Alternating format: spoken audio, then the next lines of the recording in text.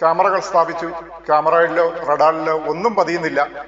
ഇന്നലെ കണ്ടു എന്ന് പറഞ്ഞ സ്ഥലത്തും കണ്ടെത്താൻ കഴിയുന്നില്ല. അത്രയ്ക്ക് ബുദ്ധിമുട്ടിലാണ് നാട്ടുകാർ കഴിയുന്നത്. വളരെ പേടിച്ച് അരണ്ട, ലൈറ്റ് പോലും ഇടാതെയാണ് ചിലരൊക്കെ കഴിയുന്നത്. വീടിന് പുറത്തേക്ക് ഇറങ്ങാനുള്ളൊരു സാഹചര്യം അവിടെ ഇല്ല. എന്നിട്ടും 20 മീറ്റർ വീതിയിൽ ഫോറസ്റ്റ് ഡിപ്പാർട്ട്മെന്റ് അടിക്കാട് വെട്ടിത്തെളിച്ച് സംരക്ഷണം കൊടുക്കാം എന്ന് ഏറ്റിട്ടുണ്ട്. അപ്പോൾ അവിടെ കുങ്കിയാനകളെ കൊണ്ടുവന്ന് തെരച്ചിൽ നടത്താം എന്നാണ് വയനാട് DFO മാർട്ടിൻ നോവൽ ജനങ്ങളോട് ഉറപ്പുകൊടുത്തത്. ആ ഉറപ്പിന്റെ അടിസ്ഥാനത്തിൽ അവിടെ തിരച്ചിൽ നടന്നുകൊണ്ടിരിക്കുന്നു. ഇതിനിടെ എങ്ങുമെങ്ങും എത്താതെ ഫോറസ്റ്റ് ഉദ്യോഗസ്ഥരും നാട്ടുകാരും അലയുമ്പോൾ ജനങ്ങൾക്ക് മുമ്പിൽ അഭിസംബോധന ചെയ്ത് സംസാരിക്കാൻ, ജനങ്ങളെ ഒന്ന് ആശ്വസിപ്പിക്കാൻ, ജനങ്ങൾക്ക് എന്താണ് നടക്കുന്നത് എന്നുള്ള ജനങ്ങളുടെ ഭീതി അകറ്റാൻ വേണ്ടി പേടിച്ച ജനങ്ങളെ വിളിച്ച് അവിടുത്തെ DFO അഭിസംബോധന ചെയ്ത് സംസാരിക്കുകയായിരുന്നു.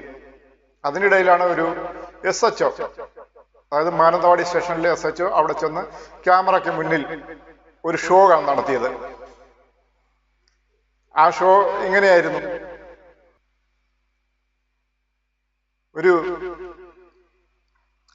അഹങ്കാര സ്വരത്തിൽ ഇന്നിവിടെ ഒരു ലൈവ് ഷോ നടക്കുന്നതല്ല, എല്ലാവരും പടിക്ക് പുറത്തു എന്ന് പറയുന്നത് പോലെ, എല്ലാവരും കടക്ക് പുറത്തെന്ന് പറയുന്നത് പോലെ എല്ലാവരും ഗേറ്റിന് പുറത്തേക്ക് പൊയ്ക്കോളാൻ ആവശ്യപ്പെട്ടു. എന്നിട്ട് അവിടെ നിന്ന് ജനങ്ങളെ അഭിമുഖീകരിച്ച് സംസാരിച്ചുകൊണ്ട് നിന്ന DFOയെ പിടിച്ചു കൊണ്ടുപോയി പിറകിലേക്കും പിന്നിലേക്കും വലിച്ചു കൊണ്ടുപോയി. അപ്പൊ അയാൾ വ്യക്തമായി പറയുന്നുണ്ട് മുകളിൽ നിന്ന് ഓർഡറാണെന്ന്. ഈ ഓർഡർ ആര് കൊടുത്തു? ശശീന്ദ്രനാണോ? പാട്ടിൻ്റെ ഇടയിൽ കൊടുത്തതാണോ? വനം വകുപ്പ് മന്ത്രിയാണോ?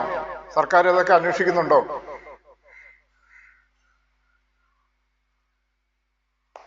അപ്പൊ നമുക്ക് ആ SHOയെ ഒന്ന് കാണണ്ടേ, ആ ഒരു ഷോ ഒന്ന് കാണണ്ടേ, നമുക്ക് അതൊന്ന് കണ്ടിട്ട് വരാം. നമ്മൾ ഈ കടുവ ഉണ്ടാകാൻ സാധ്യതയുള്ള ഏരിയ ഏകദേശം ഞങ്ങൾ മാർക്ക് ചെയ്തിട്ടുണ്ട്. ആ മാർക്ക് ചെയ്തിട്ട് അവിടെ മൊത്തം ഒരു പെരാമ്പുലേഷൻ, അതായത് 8 പേരുള്ള 10 ടീമായിട്ട് ആണ് ഞങ്ങൾ ചെയ്യുന്നത്. 3 ഡോക്ടേഴ്സിന്റെ നേതൃത്വത്തിലുള്ള മയക്കുവെടി സംഘവും തോക്കുധാരികളായിട്ടുള്ള അതിന്റെ പ്രൊട്ടക്ഷൻ ഉപയോഗിക്കുന്ന ആ സംഘവും ഉണ്ടാവും. പിന്നെ കുങ്കിയാനകൾ എത്തിയിട്ട് നമ്മളുടെ മാനന്തവാടിയിൽ നിർത്തിയിട്ടുണ്ട്. നമ്മൾ ഒരുമാതിരി എല്ലാ സജ്ജീകരണങ്ങളും ചെയ്തിട്ടുണ്ട്. പിന്നെ ജനങ്ങളുടെ ആവശ്യപ്രകാരമുള്ള 20 മീറ്റർ വീതിയിൽ അടിക്കാടുകൾ വെട്ടി കൂടുതൽ സുരക്ഷ ഉറപ്പാക്കുന്നതിന് വേണ്ടിയിട്ടുള്ള നടപടികളും എടുത്തിട്ടുണ്ട്. അതിനിടെ DFO മാധ്യമങ്ങളോട് സംസാരിക്കുന്നത് തടസ്സപ്പെടുത്തി മാനന്തവാടി SHO രംഗത്തെത്തിയത് തർക്കങ്ങൾക്കിടയാക്കി.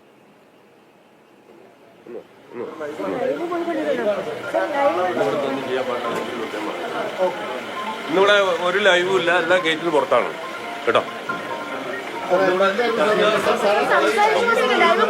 ഇല്ല അത് പോയിക്കോട്ടെ, സാറ് പോയിക്കോളൂ.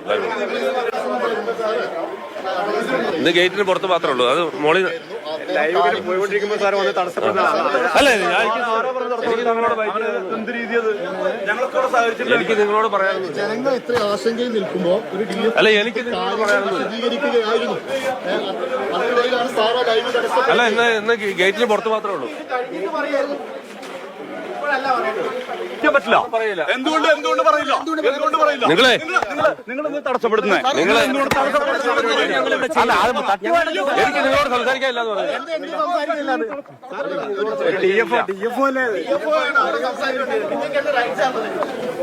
നിങ്ങൾ അത് വിട്. ആശങ്കയിൽ നിൽക്കുമ്പോ ആ കാര്യങ്ങൾ വിശദീകരിക്കുന്ന സമയത്ത് തടസ്സപ്പെടുന്നില്ല, എന്തർത്ഥം? അല്ല, ഇന്നിവിടെ പുള്ളി കാര്യങ്ങൾ വിശദീകരിക്കും.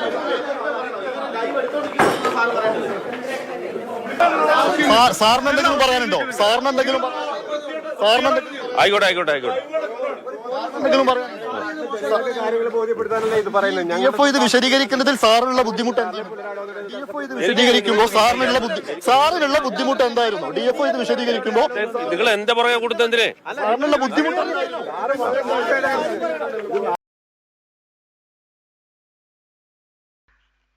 അപ്പൊ കണ്ടല്ലോ, നിങ്ങൾക്ക് മനസ്സിലായില്ലേ? ഇപ്പോൾ DFO കൃത്യമായി കാര്യങ്ങൾ വിശദീകരിക്കുകയായിരുന്നു. അതിനിടയിലേക്കാണ് ഒരു സാമാന്യ മര്യാദ പോലും കാണിക്കാതെ ഈ SHO കടന്നു വന്ന് അവിടെ ബഹളമുണ്ടാക്കിയത്.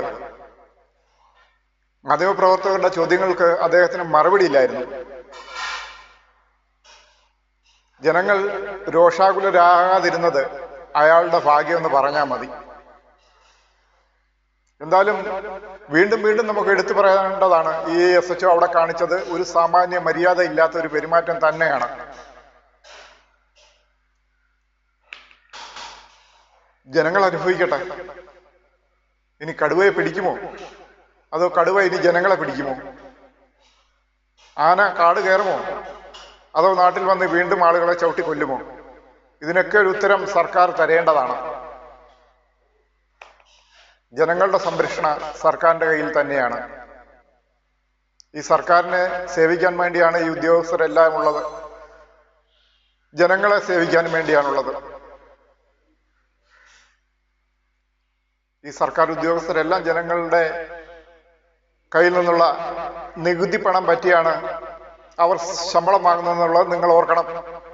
സർക്കാർ ഉദ്യോഗസ്ഥർ ഓർക്കണം. അവർക്ക് വേണ്ടിയുള്ള എന്ത് സഹായവും ചെയ്തു കൊടുക്കണം. ജനങ്ങൾക്കൊപ്പമാണ് നിൽക്കേണ്ടത്. ജനങ്ങളെ ഇങ്ങനെയുള്ള സാഹചര്യങ്ങളിൽ പറഞ്ഞ് ആശ്വസിപ്പിക്കുകയാണ് വേണ്ടത്. അങ്ങനെയുള്ള ഒരു പോലീസ് ഉദ്യോഗസ്ഥൻ കാണിച്ചത് ഒട്ടും ശരിയായില്ല.